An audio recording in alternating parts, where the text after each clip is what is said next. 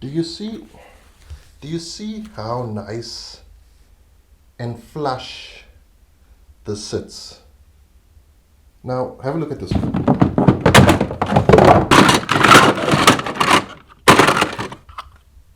I find that my Viper is more bulgy than my Rattler, and it's weird, right? Because you'd think the one being so small it wouldn't be, but I think that sucker is the problem.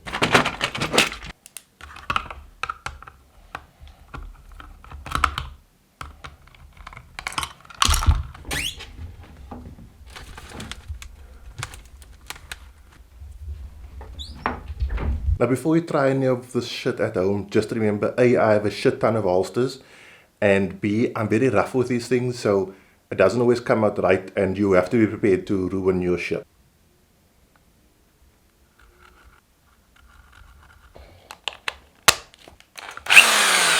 An impact drill is no joke. If you mess around with one, it will definitely wreck your world.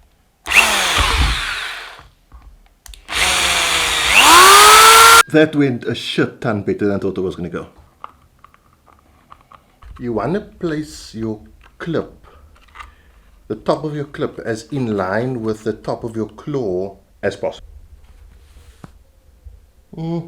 Better, worse, better, I don't know.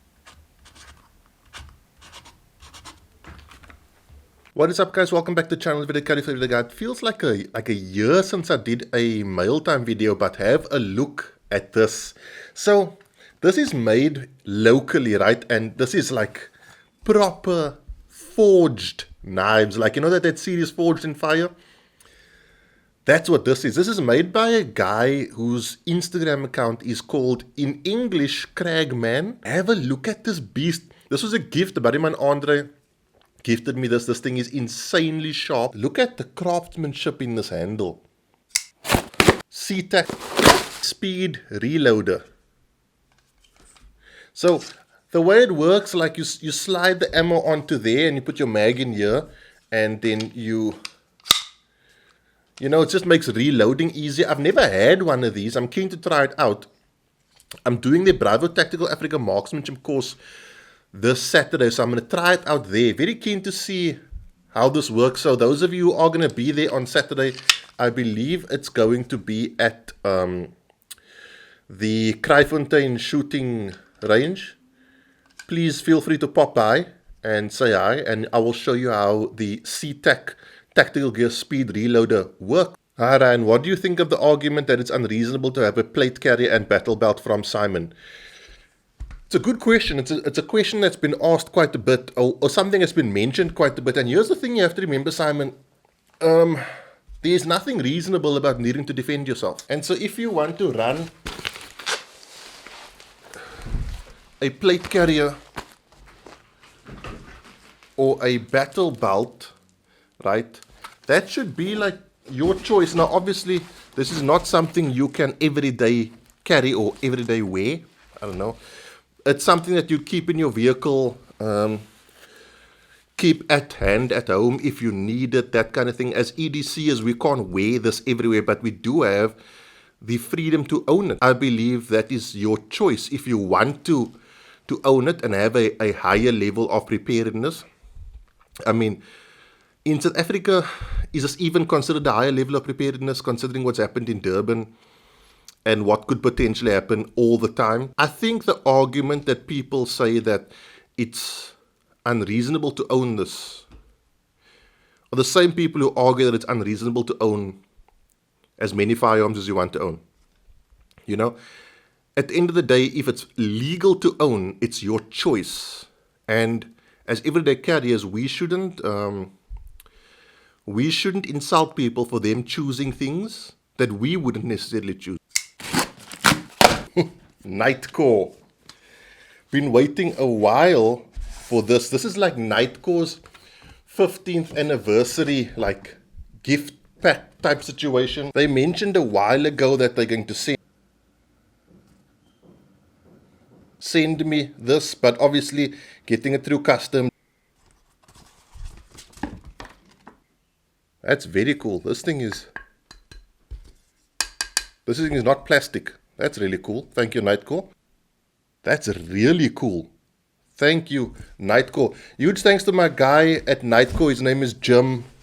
Jim always hooks me up with the cool stuff. Hey man, EDC Q&A video. I've watched practically all your flashlight videos and I'm stuck on which one to buy. I'm looking for an all-around flashlight. Compact, high lumen, can be used for load shedding without breaking the bank. I come home during the night during load shedding and my entire load is dark. I would appreciate your recommendation from Samir. Give me one. So it's always difficult for me when people say it mustn't break the bank, because I don't know what your bank is, right? Is 1,000 Rand too much, 2,000, 3,000, whatever the case may be. A flashlight that does a lot of things well is like the Warrior Mini 2. Well, not a lot of things well, it does a lot of things, okay? So you've got your tail cap operation, you've got side switch operation, you've got the magnetic base, you've got the magnetic recharge situation. It's cool. It's not something that's overly tactical and might serve your purpose. It's got a good amount of lumens, but it is pricey. Okay, you're looking at around 2,000 bucks. So I don't know if that's where you are at. I think it's around 2,000 bucks. Less expensive is something like the Speros EST, right? Okay, so it doesn't have the magnetic base, but you've got you've got high lumens, you've got multiple modes. I'm still busy testing this guy for review, so I can't talk too much about reliability and things like that, but it's in my testing process. Very reliable flashlight is the Phoenix PD35, but this is probably leaning more towards tactical, right? High lumen, high candela, great flashlight. Extremely survivable. Did a review on this. This is a really, really good light. Or the Ace Beam E70. Okay, this is, even though it has the look of a tactical flashlight, this is an everyday carry flashlight, a utilitarian flashlight, shall I say. Double click situation, really nice.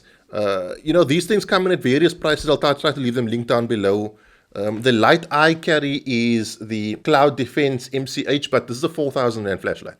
So for most people, that's not going to be within their price range, and I can appreciate that. At the end of the day, Samir, the solution, right, is, do you want tail cap or side switch operated?